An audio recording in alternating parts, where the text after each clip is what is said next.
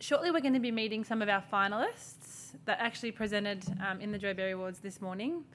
And to interview them, we'll be inviting up judges to help us get to know the finalists a little bit better before we find out who took out the accolade. I'd like to invite up Pavlos and Ben O'Brien for their first interviews.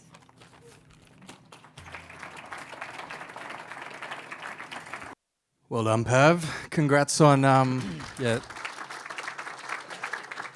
Congrats on making the final again, mate, and well done on this morning. It was you were first up, so always a little bit daunting when you're first up. But mate, did your morning routine change this morning coming into the presentation? Not at all. Well, look. Apart from being up at 5:30 in the morning, was a bit of a change. But the morning routine was the same. Was very lucky to have the support from friends and family as well to sort of get through it. Good work, good work. Well, apart from that, I mean, let's talk a bit more about you.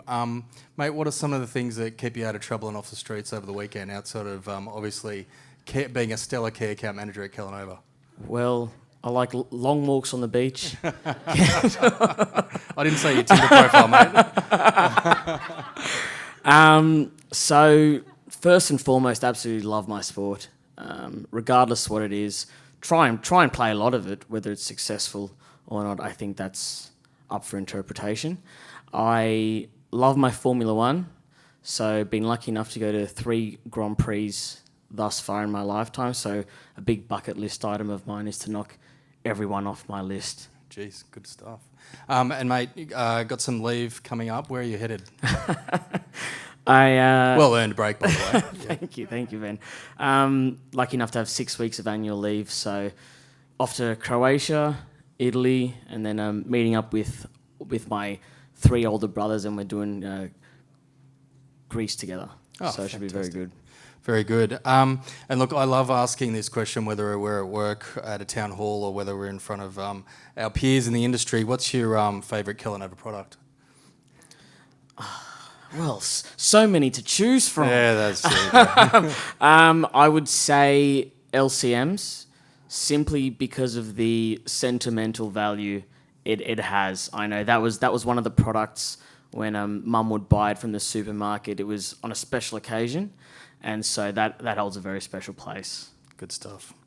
And look, last question wouldn't be a nice finish, but unless you did ask this question, but.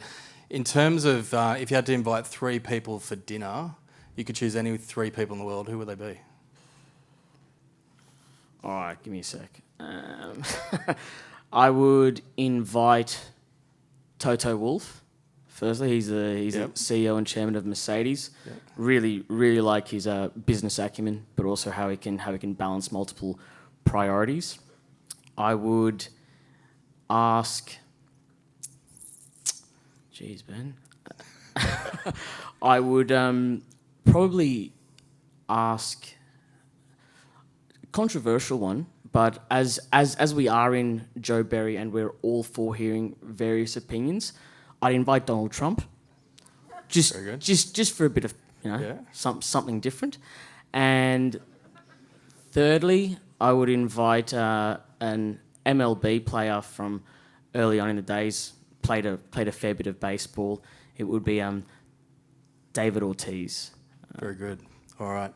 Well, congratulations again, Pav. Good luck tonight. Thank you. We're all waiting in anticipated breath. The Kellanova crew that's come along to support you. Well done again, and thanks. Thanks for the support. Appreciate it.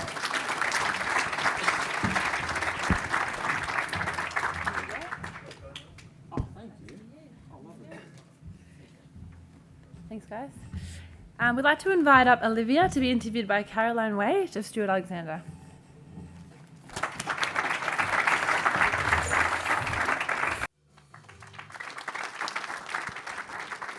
Welcome to the stage, Olivia. You can relax now, although she seemed like a cool cucumber all day. I just wanted to ask you a little bit. You mentioned in the video that the companies you had before, that you were at before, didn't have Joe Berry. So how did you actually come across Joe Berry, and what made you say, yes, I want to be a part of that? Yeah, it's a great question. So, yeah, like I said, I only really found out about Joe Berry when I got to Sunrice, and Sunrice are a sponsor. And, it's almost a shame because, I'm 32 now, and having had the opportunity to do this, write the essay, become a finalist, and get to this stage, I'm like, wow, I could have been doing this years ago. And it's great to see some of the other finalists, and it's their first attempt as well. And so I think it's a real opportunity for people in the industry to get such great exposure. So I think part of, why I did this and what I say in the video is really leading by example. As a senior brand manager now, I've got younger people within my team that are coming up in the business, and I really want them to take advantage of opportunities like this because they don't, they're not in every business to take advantage of. And so hopefully we had a cohort this year of 3 people who did the essay, and hopefully that doubles or triples next year. Well done. And you picked a really interesting question today about the rise of retail media and uniquely coming from a supplier's perspective with a bit of a controversial view about who owns the budget. Why did you pick that question, and what are you passionate about on that topic? Yeah, so look, that budget question could almost be the debate next year, right? Is it funded by marketing? Is it funded by sales? It gets pretty feisty. And so, like I said, something that we're tackling within the Sunrice business at the moment. And so it's part of my day-to-day role and something that I've got experience in, but that I definitely didn't know as much about as I do now. And I think one of the really challenging things about the topic was just the wealth of information that there is out there, both locally and globally. And I think that was both a blessing and a curse because there's so much to talk about and you have to distill all those insights into just a really engaging 20-minute presentation, and you could have talked about it for an hour. And so, yeah, it's been fantastic, honestly. And today, one of the most impressive parts of your presentation, I think, was the open questions at the end. Not everyone kind of knows what happens on the day, but there's free questions at the end, which could be anything and quite wide topics. You uniquely today had a case study, a data point on every question, even though you had no context. So take us behind the scenes to your preparation for that part. Okay, so the first thing that I did when I heard that I was a finalist was I reached out to Lena. And she was so lovely. She gave me her time immediately, so I'm super thankful to her for that.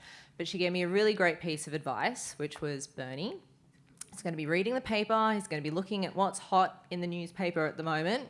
So start reading it, pick some subject areas and memorise 3 facts about each subject area. So Biden, Trump, climate change, 3 facts, memorise them. So that's what I started to do. Good tip. It was a great tip, actually, because there's something in the power of 3, right, as well, that you just automatically remember. And so I kind of thought about 20, 25 different topics that were topical at the moment, started to memorise kind of 3 key facts, and then, very topical as well, used AI. So got ChatGPT, got it to ask me questions. So I said, in a statement question format, ask me topical questions at the moment, and then give me some example answers of how you would respond. And it was a fantastic tool, actually, to try to prepare. And I wouldn't say I nailed it today, but I think it helped me definitely prepare better than I would have been. I think you definitely nailed it today. And I think from an audience member, I'd say your voice is a very important one for the industry to hear. I noticed many people writing down notes, not on your presentation, but to take back to their businesses to investigate things further. So we look forward to hearing many more things from you over the years to come. Thank well done. you.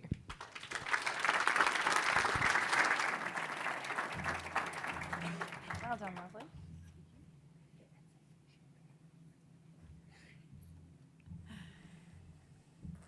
Hearing a lot about our AI. This is great.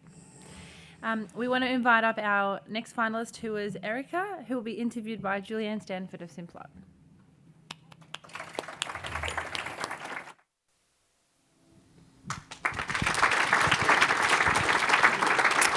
Well done, Erica. We're all very proud of Erica here at Simplot. We have an army of people here and back at the office, so congratulations for making the final 6. Thank you so much.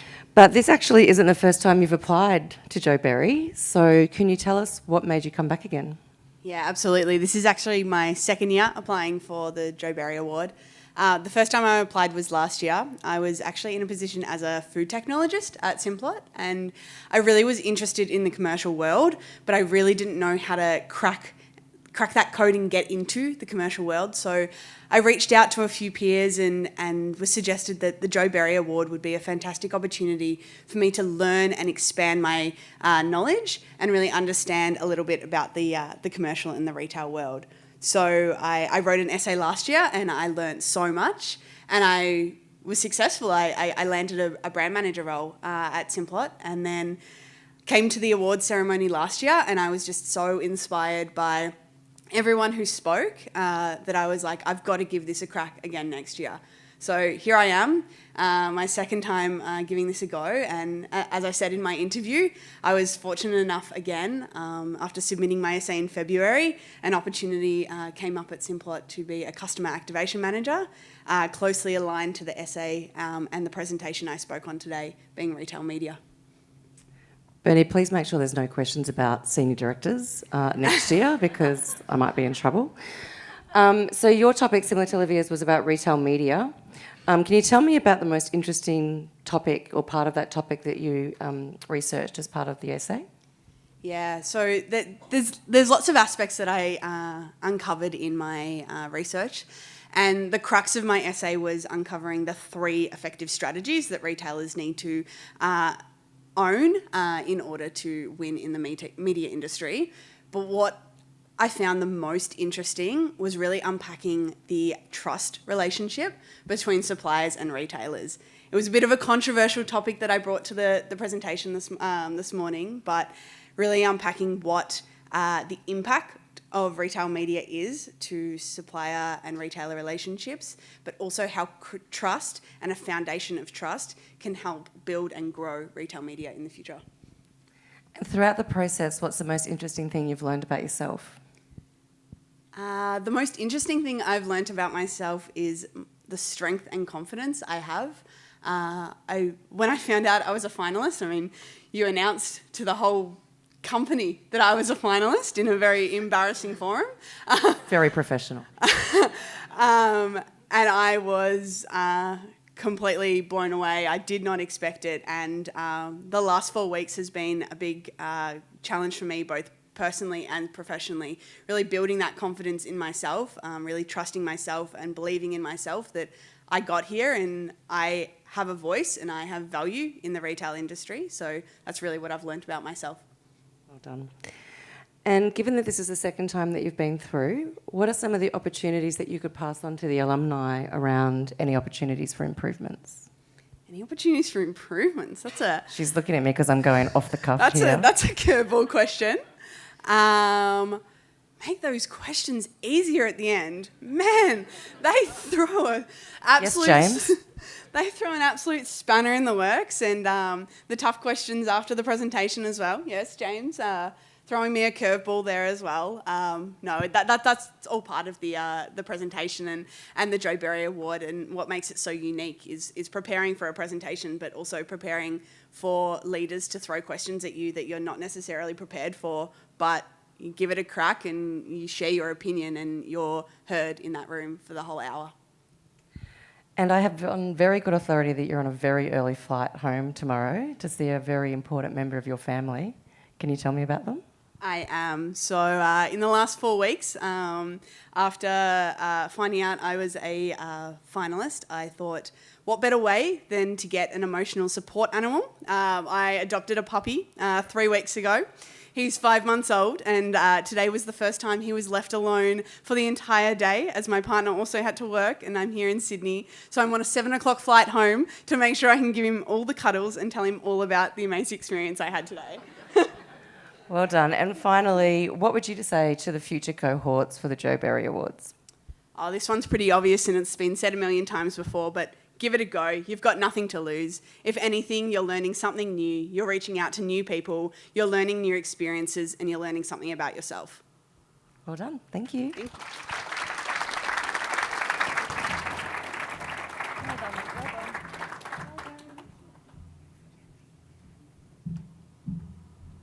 Get him some schmackos. He'll forgive you. We'd like to invite up Stephen, who will be interviewed by Tony Cladd of Retail Tasker.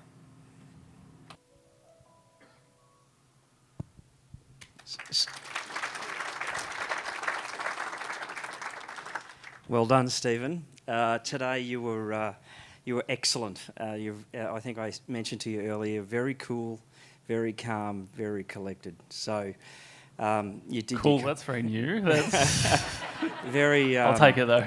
You've done your company extremely proud. A couple of just spot questions. Did you expect to come to Allianz Stadium and see your head on the big screen? No, and we had a bit of a photo shoot actually to capture that one. So I'll take that one home and show Mum that one. I bet you did. One of the things that's really impressive, and I met some of the team from Coles, is your boss, Michelle, there. She looks like a proud mum. Like, seriously, I've never seen someone from an organisation so excited about what you've achieved. Tell me about Coles and what they've done in terms of supporting you through this exercise. So the support's been incredible, and I think this year there were 19 entrants from Coles. So it was really spearheaded by the three people in the front row here, EJ, Josh and Hannah, who drove an incredible amount of support right across the business, right to the very top of the organisation as well. The three of us from Coles got time with Leah Weckett, which was absolutely phenomenal to get her perspectives on retail and talk through the topics that we were going to be presenting on today as well. So the level of engagement's been absolutely fantastic. Awesome. And tell me, today you came to the presentation period. You've had support from Coles. Your partner who's here to support you tonight, he said earlier that it's not going to be all over tonight because you're going to keep going on about it.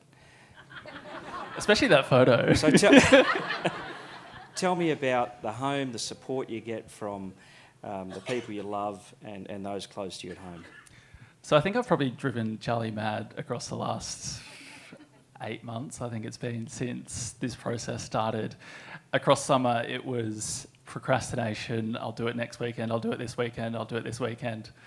And it got to the last week in February, and that's when the essay got written and submitted, I think a couple of minutes before midnight on the last day in February. But as well, across the last month, I think the vast majority of my weekends have been spent trying to get to a position where I'd be comfortable presenting in front of a panel of 30 retail executives. So not a lot of free time on the weekends, and Charlie certainly sacrificed a lot to enable this opportunity as well. So thank you, Charlie.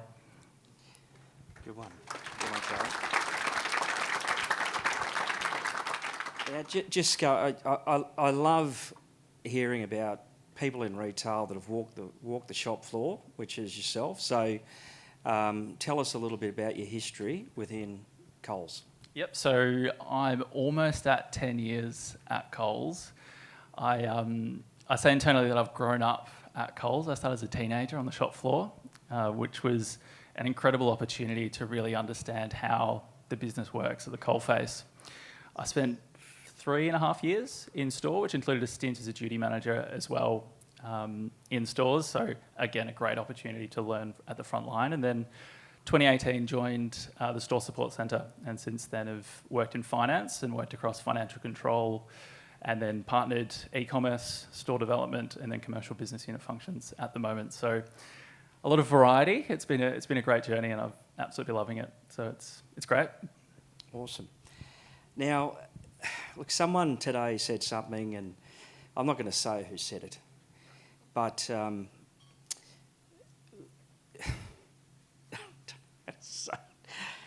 he said, Stephen, he's an accountant with a personality.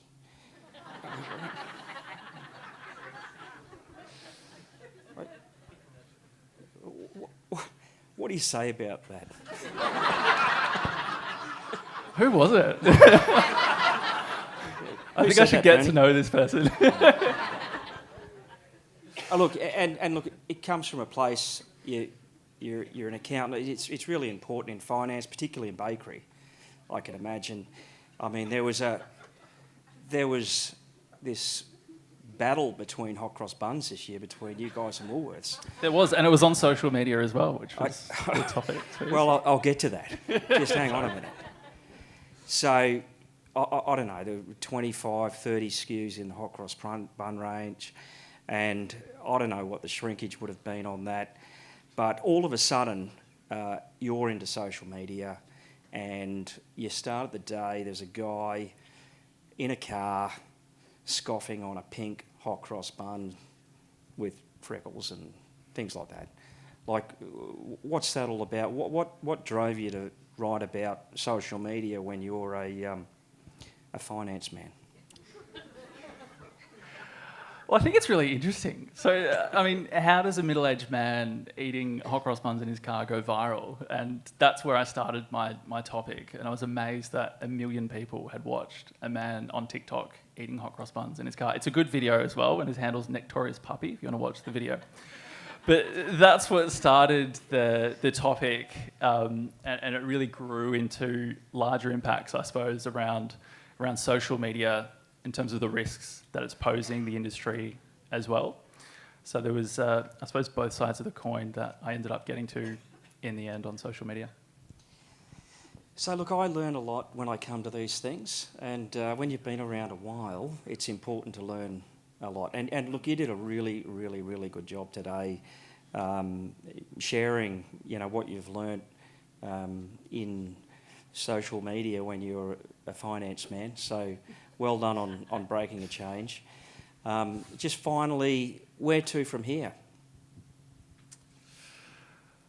Who knows?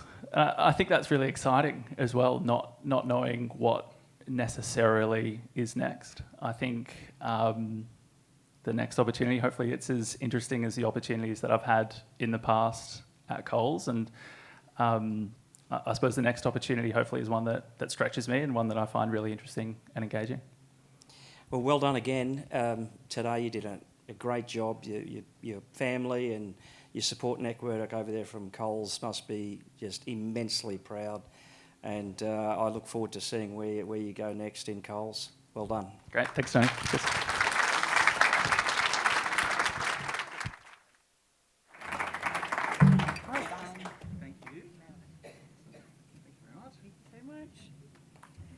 We'd like to invite up Maria and Michelle Foley of Arnott's.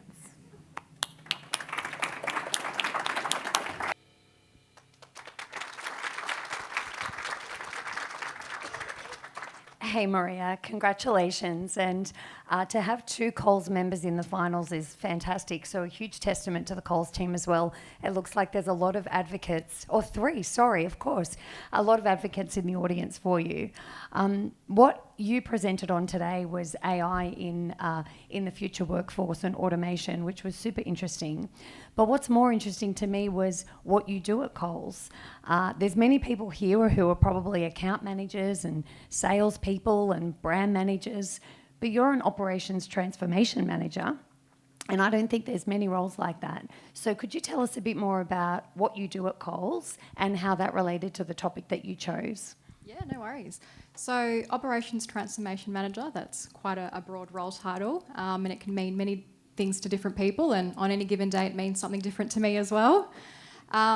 But, as part of the role, I guess the team that I'm in is the Workforce Strategy team, and we work on a number of initiatives and projects that look at really improving our team members' experience, simplifying processes, making sure that we've got the right ways of working for our store teams, training them and making sure that they've got the right support that they need on a day-to-day basis.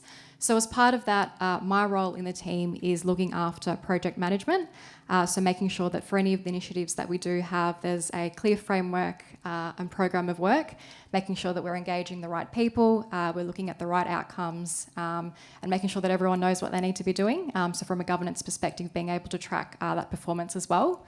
As part of the role, I also look after comms and change, so making sure that we've got really clear communication and effective messaging going out to our store teams for some of the initiatives that we are landing, but also making sure that they've got the right support tools, training to be able to support them as part of their day-to-day process as well. But on any given day, it could be anything really. Thank you. A very all-encompassing role, and I think you touched on a little bit today the change and the impact of change on employees, not only as automation comes in, but also getting employees on that change journey. What do you find most challenging in that space, in the role that you have? I think with retail, change is constant. And customer behaviours are constantly changing, and so too are the needs of our employees. So I think it's really important that we embrace change management and we have a really clear understanding of what it is and what we need to do to be able to support our store teams. I think it's about being really clear with your messaging, what it is that you're trying to implement, making sure that you are taking employees on the journey, but also providing them with the right support, training and tools to be able to navigate them through the change as well. So, it's something that we can't avoid, it's constant. So I think the more we can embrace it and the more we can support our teams, the better we'll be able to land the changes. Great, thank you. Final question. We've spoken a lot about the advice that we would give others and what Jo Berry can benefit others in their careers and learning about themselves. What's the thing that you learnt about yourself that you didn't think you would throughout the process? For me, as part of this process, it's been amazing, but it has been a massive step outside of my comfort zone. So I think, it's been great having a really supportive team at Coles who's been able to encourage me and support me along the way, but also just really believing in myself. I think, when you really put your mind to something, there's no limits, and I'm really passionate about the space that I'm in and the topic that I presented on today. So I think for me, it's just having the confidence and really believing in myself and making the most of the opportunities that are presented to me. Fantastic. Well, congratulations. You did an amazing job today on a topic that is not only thought-provoking, but pretty much here and now for the future of all of our workforces. So congratulations, Maria, and good luck. Thank you.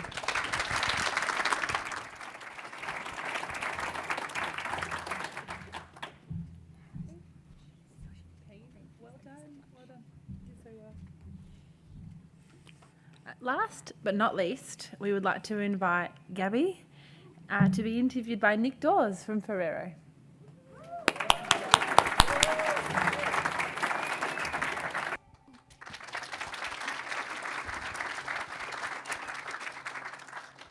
Firstly, well done, Gabby. Great job today.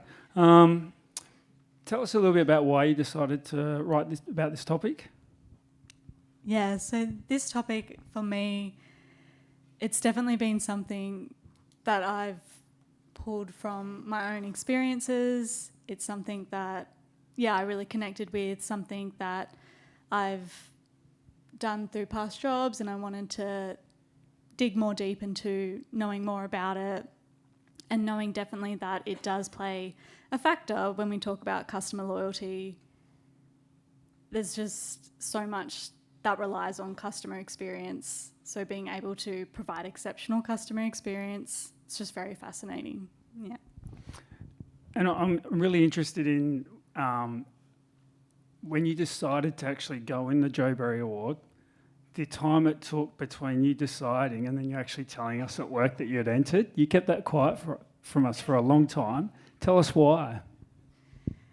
Yeah, I mean, like I mentioned, I first got word of it when Marcel had told me that it's definitely something that I should do, especially with growth and development being super important to me.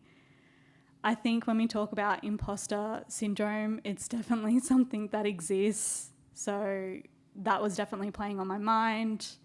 And being new to Ferrero, I started in Ferrero last March. So just when you think about it, I guess, it's just that unknown of, am I ready? Can I do this? You can definitely do it. After seeing you today, super impressive. So today, how was the experience? Tell everyone in the room what it's like to walk into that room. Oh, no, the experience was great. I think, if anything, confidence has been something that I've gained from the experience. You have to learn to back yourself because you know it. You've done it a million times over. You've got it. Like, it's just crazy. So the experience, it was great to just see all the months in preparation, and it's your passion in the end as well, all come through in the end. Yeah. And obviously there's a lot of people in the room that have obviously entered before, or there's obviously plenty of past winners here. There's also a lot of people that haven't gone through the process. How many hours, days, weeks, months have you put into this? I drive myself bananas because I would write something, erase it, rewrite it. You definitely second guess yourself a lot. So there's definitely a lot of time that goes into it. But when you love it and you enjoy the topic, I think it doesn't matter. You just keep going at it and it'll all come together nicely. And finally, last question, and then we'll let you get off the stage. The general Q&A questions, which one was your favourite? They're erased from my memory. They're gone out the window. I think you can prepare so much for general questions, essay questions, and when it comes to the day, it's just complete opposite to what you've prepared for. So, yeah, I think really being in the zone and really listening to the questions is what you should take out from it, because it's just not what you expect. All right, thank you. Well done. Great job. We're very proud of you at Ferrero.